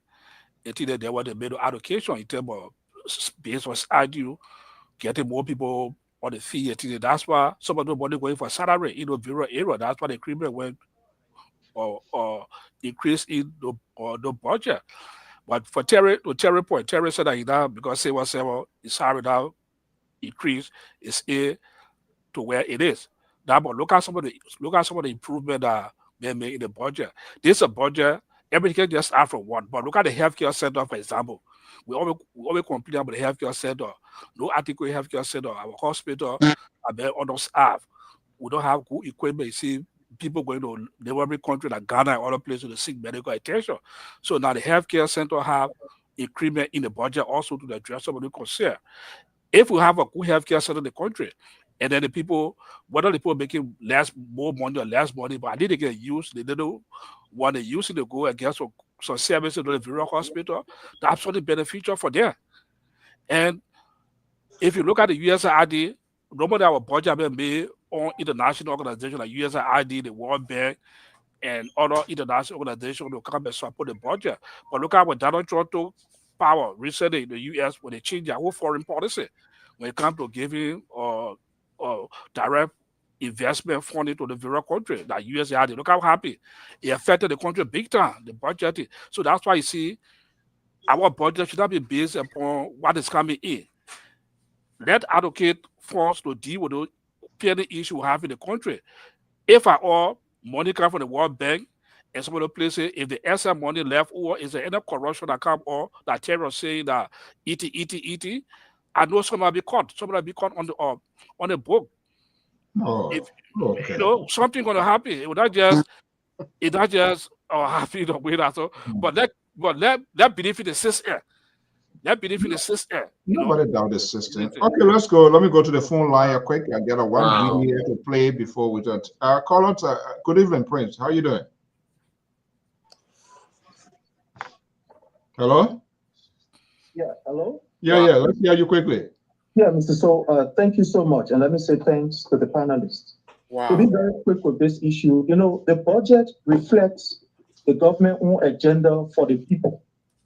Because the nation is not just the tree or the grounds, but it is the people. Unfortunately, when you look at this particular budget, it does not even reflect that this government has any intention to better the Liberian people's lives. What you will see in this particular budget is the consistent increment that goes towards few group of people that over the period have been using their own proximity in power to extort from the people. Take for example, look at the budget line that has to do with the legislative branch. You will see a very sharp increase in the legislative branch. Somebody might argue and say, well, you know, the president office, he has reduced his amount. Look, we are not fools. You don't tell me that you reduce your amount, but then you take the money and send it over to water and sewer. And we all know what happened of recent. Budget that was allocated to the water and sewer in Bapolu. These people went there and they used almost $300,000 to erect a project that only lasted for 3 weeks. You know of it. So we know that this government is intentionally doing these things so that they can be able to take money and put it in their pocket. Look, for example, the hospitals. Look at JFK. As I speak to you, the dialysis machine that His Excellency President Dr. George Manuel Weah purchased when he was president, that machine broke down of recent. And as I speak to you now, the government has no intention of even buying another one, or even repairing. We are at a kind of crossroad, especially at the hospitals. Look, just in Moserado County, let's forget about for some extent, let's just play a kind of deaf eye. Wrap it up in 30 seconds, medical please. centers out of Monrovia. But look at right in Monrovia. Look at the hospitals. So Okay. I see this budget as a budget that only want to put money in Mr. Boeka's pocket, and it does not reflect the plans and aspiration to ensure that Liberians are taken from level 1 to level 2, as Thank we you. saw under the budget planning of His Excellency President Dr. George Manuel Weah. Thank you The so much, budget Prince. under His Yeah, Excellency President Dr. George Prince. Manuel Weah reflected Prince, the just- of the people Prince. and reflected the government own agenda to take the people from poverty to at least a better level. But this is not what we are seeing Thank in this you, sir. particular project. It is unfortunate, Thank you very, so very much. unfortunate Thank that this government does not have the mind to better people's life, but rather to give themselves fast salaries, benefits, and etc. It's Thank- unfortunate. Thank you so much. Well, that's what we do. We allow them to speak, whether we agree or disagree, and as long there's civility in their conversation, in their argument, that will say it. We are wrapping up here, but let me just play here. LPR microphone caught up with one of the lawmakers today in section, and I think what he talks, I intend to extend the conversation. Let's listen to this, and we're going to talk. We're going to have a conversation about it. Before we wrap up, Dr. Marlon, when you come back, I'm going to bring this as Representative Smoke. Challenges, so that they can have, there could be a solution that they could offer, so that those somebody that are not well in society can be one of those that can relate to the social worker to see some solution that could help them through. But the other still, sometimes people ask where we have the social worker from. Social worker are from the school, you found them in the hospital. They are also in mental home, correction center, right? The prison, you have so many of them there. So our mind is that can we put them together? Can they come under an umbrella, right? Because we see this happening in Sierra Leone, we see it happening in Burundi. We also there's another group in Cameroon, right? As it relates to the social worker council. So our thing is to put them together because, like for the family, we look at adoption, right? The process of adoption, child abuse. So most of the social worker. Okay, let's have a conversation, but I rescue 2, aka Clarence Davis, is on the line, and I'm quite sure you're going to be responding in a strong attempt to him. Clarence, good evening. Let's hear you. Hey, CEO, how you doing? Good. To me, I can't, Prince, you can come on this show just to distract people's attention from the truth. So, because when you come here, all the information you can get, it can't even be in line with what you people are discussing. They make him a lot. They say you booty from Branjire. I don't understand that. If you're discussing concerning the budget and Rescue 2 said that the budget, will put money in the government official package. There's no part of the world that you completely get rid of corruption, and no corruption exists. But when the government is trying a bit to have system in place, look what I applaud them. Look at the community colleges that in the various countries. Look at the budget for the community colleges. Look at The technical college in Maryland. Look at the budget for the technical college in Maryland. Look at Ministry of Health. $132 million for Ministry of Health. Besides that, their money are also allocated for the private hospital in Liberia, or Phoebe Hospital, Kelly Hospital, and other hospital. Government giving money to them. They said that the project will not do nothing for the people. They free said, like, bro, water and soil is there for government to see. You are not seeing the water that are going all over the city? Even as far as Kakata, or people are getting water as far as Bapolu. So let's start discussing the issue. Let's start be fair to our country. If you would take the parties in and get a settlement to bring on the show, I don't think you'll be doing well for the people. People who are going through this thing. That's a letter today on the Facebook that came from Sano. The woman was showing her shoe. She said that road, we travel on that road, we used to spend an hour a week on the road. The woman says, since they left that country and to get to be done, her shoe was very clean. They never got down from the car. Then we are saying that there's no improvement. I don't know where president will go and get their car or they kind of lies on the show all the time. But one of the key things I want to talk about here tonight is the issue of the LDA that you could raise over there. LDA received 15 papers, I think last month, last month, it received 15 papers. And the government is not only sitting there looking at the effort of LDA. You cannot put in the money to an institution that you are not seeing progress. But to me, the interim leadership of the LDA, they are trying. We are not saying they are perfect. They are trying. So if the government is giving us $7 million to begin, to me, don't see what they can manage with $7 million, who all they can bring on board to fight the drug in our country, because the drug is destroying our youthful population in our country. Thank you for the show, CEO. That's Clarence David. Thank you for always being in here. As we wrap up here, that interview page is on our page, and this guy, he talks about I intend to reach in to have a further extend the conversation. He talks, and that's some of the same thing we are talking about here. The social services aspect is, I don't think is sufficient. We can say we have our society, a good chunk of the generation of today is seriously slowly dying with this sort of drugs issue. We do not have the capacity. The counseling is not just taking them from the street there. You get them somewhere to sleep, the next day they go or eat. But I think he talks about the social aspect services to be provided by government. It should be coordinated and all of that. I mean, coming from those sectors of society is a long process for healing. It's not going to be automatic. It's not a 1 day, it's not a 1 month, it's not a 2 month.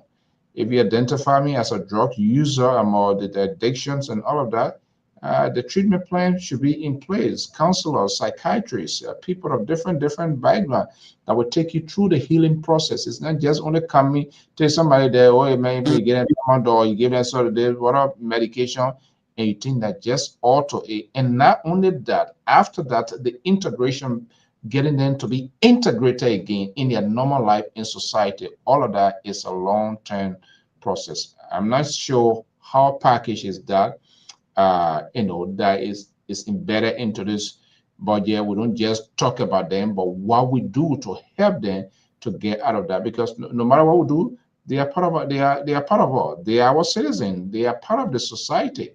So should we just keep them there? Should just somebody just come and just go do drug tests? What happens if I did a drug test and I'm tested positive?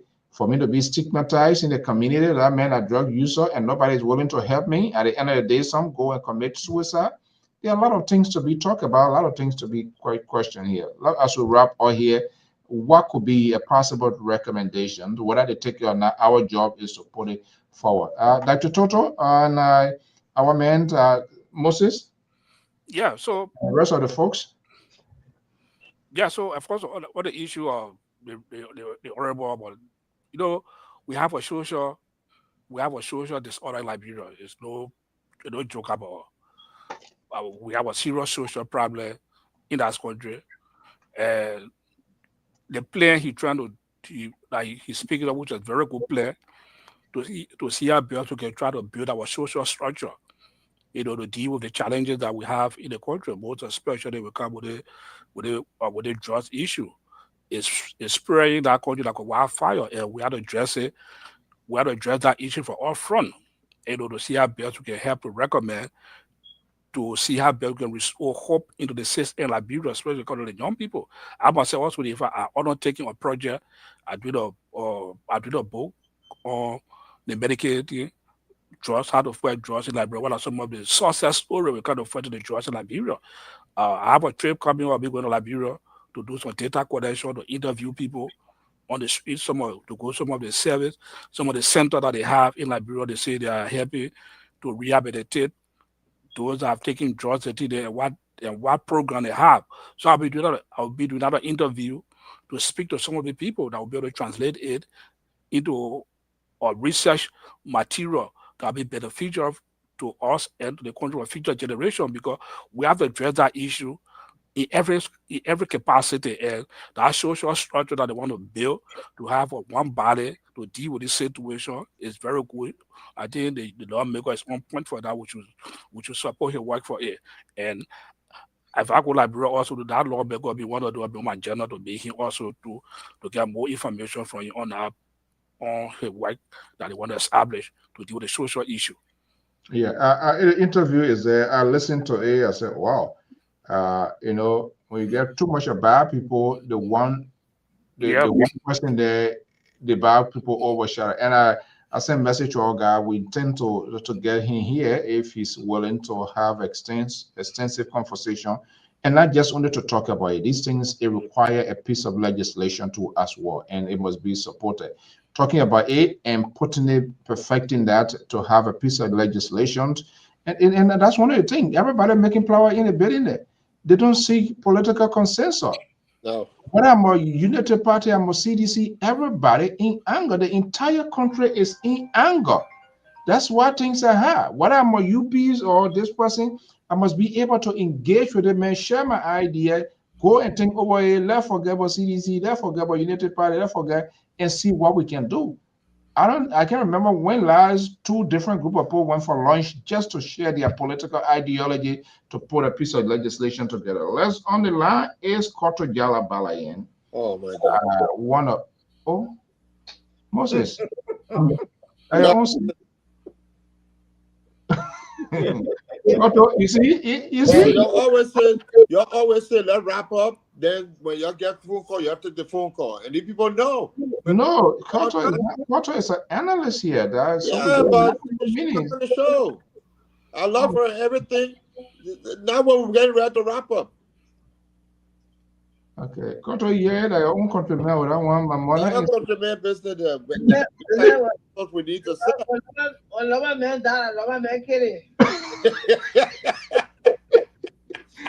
I know. Okay, let's hear you quickly as we're about to go. Yeah, Good evening. just a short note, concerning, Prince, these guys, when it comes to discuss issues, they don't go, to read or to analyze from the budget. They just come and spew out false information. I don't know where he gets his talking points from. The legislature that he's talking about, you see the difference in there. Under his president, it was 60 million. Under his administration. And now they dropped it down to 51. And even they put him, all of these people, there was a drop in their legislation. If they are talking about the people, if they have the health sector and increase the educational sector, are they not Liberians? I don't understand. Are these creatures that came from somewhere else that has lost in this amount of? This mission that he's talking about, the equipment from the hospital, the one they met there, Ellen bought for the hospital in Tapeta. They took that machine and brought it in Monrovia and they now replaced that. They have to buy all of the equipment to replace in these hospitals and make sure medications are in these hospitals. I did not human being that this medication will be provided for. It doesn't make sense. So who are the human beings they advocating for? a CDC group of men and prince. Then when they were sitting here and they sending fact check to them in America here, is that the advocate that they're asking for? And let Prince then go say that man. Prince was not working with the government. He was still stealing. They gave him job. That's why he came back. He didn't do the job. He went stole.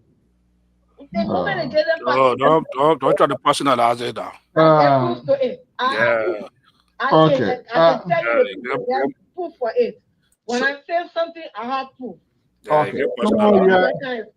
I think I think what we can do as analysts and contributors on this network, when people call in, we can disagree with them in policy and just call them how it is. Any other thing, we might just put it on our screen and okay. All right. I have proof. I'm not just feeding out information. And we're not here to put money in people's pocket. Right now here is the audit that was carried on. The indictment. All of the indictment on Kumar, on Finda, they're backing. All right.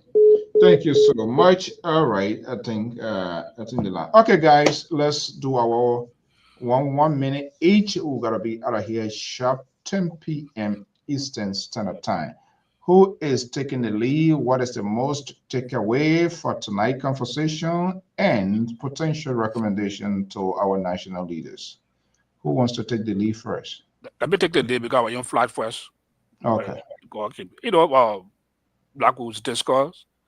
This is a very good discussion tonight. You know, we may disagree, agreed on some issue, but this project, even though there was a little bit of challenges from the minister, he making the presentation for the budget, but overall the budget has a good ingredient when it comes to some of the treatment. Like for me, I'm so impressed to see the issue of security and also the health center. You know, a lot of improvement. I may increment that budget, and we may not reach to where we are, but at least it's a milestone to reach in the billion for a budget for Liberia. I think that also showed that there's an improvement in our GDP. We have some growth in our GDP, and to see our budget increase to $1 billion. So that's something positive for the country. And this government, there are some challenges, but at least they are making some positive headway. And also just close to my fellow colleagues, my new book has just been published on Amazon. So you can check it out. They call it Foundation for Success, how organizations should be successful in our Liberian community. If you read, it's a well-researched material. I've been put together for the past 1 year. I've been working on it, and if finally popping on Amazon, it's a good read. You don't regret learning a lot of information when it comes to how to run a successful organization like Liberia. And that's why we're talking about. If we have a successful institution like Liberia, we have managed, we'll have a good government, we'll have a good country. Without use iron fist, labor democracy like my man Dr. June want to talk about. But anyway, thank you, Hisbakudi. Please text me the name. I will check it up, and then maybe we'll put look at it. We can find time, to talk about it, how it came into place. Yeah. But congratulations. Good to hear that. Yeah, I put in the chat room today. Okay. I gotta go back there and take a pic. All right. So, who next? Okay, Mr. Collins, let's hear you. Yeah, all the elders then got to go first. I mean, all the elders, the young men got to go first so the elders can speak last. But here is it. Why do we employ people to discuss our country budget and they just go there and pass the budget? We're not supposed to be discussing the budget because we were not employed for that purpose. We employ the legislatures for them to discuss the budget and make sure that the budget is passed. Unfortunately, the legislature do not discuss the budget, and that is pathetic because they're supposed to challenge the budget. Look at the Congress in the United States. Look at the government shutdown right now. It's because of Trump budget and the Trump proposals that the people are challenging because they don't see it good for the people of America. This is how our legislature is supposed to be robust. They're supposed to look at these things, and they know that these things are in the budget and it weaken the system. And we ourselves know, and we the rescue people, if we don't stand up to defend our government is going to lose traction because of this budget. The government will start losing traction by next year. Because, but don't forget now, next year, this time, the expenditure of the 2025 budget is going to come up. We're going to see what this government spent according to what they allocated in the budget for 2025. We already see the damaging report on the budget, the auditing report on the budget for 2024. We have forgotten about that. We put it in the trash. It's rescue. We're moving, even though $2.6 million missing, $78 million can account for, and people blah, blah, blah. So now, this is the 2025. We're going to see the result. Then we go into 2026. So if we don't engage it now, we will definitely must be prepared to suffer the consequences. And for me, I'm not good at taking consequences, you know. So that is why I'm preaching now. I'm saying now that, hey, legislature, discuss the budget for the benefit of your people. Challenge the government. Challenge the budget. Anything you see in there that you know will not be a trickle-down effect on the masses, challenge it, you know, or else we're going to suffer again. Thank you. Thank you so much. Moses?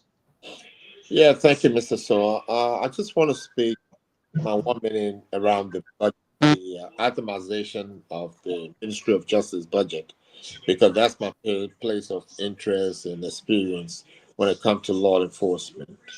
And I think I'm going to go over it, but there are a couple of things that just caught my eye when I was looking at it. It's right here in my face. When they talk about staff training, local staff training, they're talking about locally in Liberia.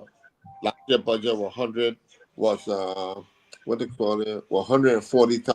Do you know what's allocated for staff training for 2026? Zero. Now, and they say scholarship and foreign training now, scholarship for foreign training. That was not in existence last year in the last budget, but they allocated $250,000 for that. Now that raises my eyebrows, because when I used to go around and teach at different institutions, correctional, law enforcement institutions, we had Africans come here. For one person, they would spend almost $30,000 for that person to come for a week of training. That's housing, food, transportation. With that same $30,000, if you took someone, the expert from here, and send them to Africa to go train, that same $30,000 can give you the result of over 50 people who will learn from that trainer or cluster of trainers. So these are things that I'm going to be looking at and maybe making a proposal to the legislators. The scholarship, you're sending one person here on a scholarship, and you might pay what, $25,000? Is that person going to go back and train 5,000 people? Is that what you're looking for TOT? That has to be made specifically. In law enforcement, there has to be ongoing training as it evolves when you talk about law and order. And for no local training, no funding for local training in security, that's a tough one. That's a tough one. To swallow. So I'll leave it at that, and I'm going to go through it, and I'll put all my red pen in, and hopefully when we talk of the budget, then I will make my own recommendation for people who listening and talking about it. And then hopefully I'll take a trip like Dr. Cotto and provide my services to just talk to three people. But the social aspect of it, law and order depends on social aspect. And I think the video you show is going in that direction, and I support that representative. And I think it would be good to have a conversation with him in the future. All right. Thank you so much. Dr. Mali, send her on. Yeah, I'm very sure we may never get to understand the dynamics and the ramification of society and decisions that are made by society. I think they have their own justification for why they make some of these decisions. And I saw the passing of this budget. I'm very sure it was critique. I'm very sure they projected the future. I'm very sure His Excellency and his team took into consideration a lot of stuff. I'm very sure of that. But here is my point. Until we become very robust about certain things, the budget will always be like how it has been from time immemorial. For instance, you notice that every time budget is passed, half of the money go on expenditure, maintenance, miscellaneous, salary, trips, and retreats. This is a normal occurrence in Liberia. So at the end of the day, when the budget is exhausted, there is no tangibles, there are no deliverables. You see? So what I'm suggesting this time, let us go one step beyond that now. For instance, and we'll talk about education. Can we have a consultative meeting to see whether the WIAC is necessary for Liberia? Can we look at the merit and the demerit? Can we have an overhaul? Can we have a new thought about this thing? Why our kids are failing? Who is responsible to be held accountable and pay the price legally? Should we go one step above these things? I think this is where I'm coming from. The budget is good, and the budget will always be good. As long as it is, like someone was complaining, I think it was the men ago, that the House of Legislature increase their benefit and other things. Of course, yes. They are representing you. If you don't allow them to do what they want to do, they're not going to pass your budget. They got to satisfy themselves. So the question now is, do they have the country at heart? That's debatable. If the answer is no, why were they voted in office? If the answer is yes, why are they saying first after themselves? So the laws are there. Can we revisit these laws? I think these are the challenging questions we need to look at. But other than that, I think the government is making some strive. And when it comes to the budget, it's good. But we need to go one step further so that we transcend the boundary of expenditure, maintenance, miscellaneous, and trips and retreat, and really focus on the tangible and hold people accountable, because some people already set their budget now to benefit from this budget here in a form of seeding and investment. You see? Okay. Dr. Mali, know if the budget has passed? What a fascinating it's still they decided today the conversation is ongoing. So exactly, but he said the budget passed. That's why I'm asking. No. The security analyst, when I'm talking, you gotta listen carefully. I can't say the budget is passed. That's being misleading. I've never said that. Oh, I said the budget is good. Dr. Mali, Dr. Mali. Okay. But I know the security. I know his motive tonight. But anyway, No. There's no motive. I understood you. That's the strategy of the liberals. They always I understand his strategy. I understand that the strategy. Liberal democracy. Yeah. So I understand all the liberal democratic strategy tonight. I understand it. No. Listen to your comment after the show, and then you will clarify that. Okay, you know what, Dr. Mali, don't do no research on a plane, because they plane win by now. I will apologize to you. He has imposed himself as a CEO for the plane that ain't get fast in here. So don't waste your time. What are you talking about? No, I'm talking about your plane. The plane. You the CEO for the plane. The first day I put the plane on, you told me you agreed to be. You want to support now? I reject it. Okay, guys, thank you so much. But CEO, I was wondering whether in the future we'll have a budget where sometimes we allocate about 50 million to buy a plane for Liberia and make it commercial for the pretty plane soon.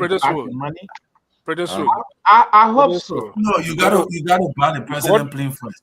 Yeah, you go to You one gotta point. buy the You president go to plane first. 1.2 billion now. Is So it a budget that Yeah, man, you you're gotta good. buy plane for the your president first? budget, You like You're no, good. your budget hit $1 billion now. So pretty soon. You're good. The other one, yeah. My mother inside. You're good. But the man. president will come first before the people own. Okay, guys. Good day, gentlemen. Okay. All right. Okay, guys. What a good conversation. Tomorrow we're going to be here with all things considered. We have the rest of the conversation. Thank you so much, Prince. I did not cut you off. Your phone went off. If it is there on you, if it is triggered, but when the analysts are making their closing remark, there's no way that you can't say that I don't accommodate you, then that would be unfair. Breakable, I'm not even going to argue on that.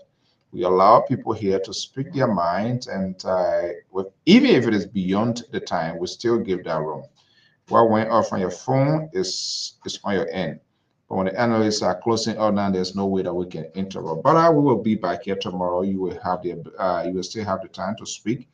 I think every Liberian should be heard into national conversation. That what we believe in here strongly here on LPR, and we hope to maintain that. All we ask for is civility into our national conversations and good amount of tolerance, even if we agree and disagree. We want to thank all of you so much. Without you, we can't be here. Hey, Christopher, good to have you here. You say you're going to what?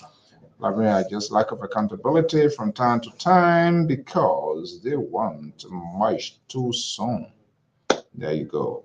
What? That's how we're going to draw the curtain this evening. Is 10:09 Eastern Standard Time. So I want to thank you so much for your time, your evening, for sharing notes with us here. By God's willing, same time, same station. We'll be here tomorrow at 8 p.m. Eastern Standard Time with another editions of programming. Down this time, Wednesday is All Things Considered.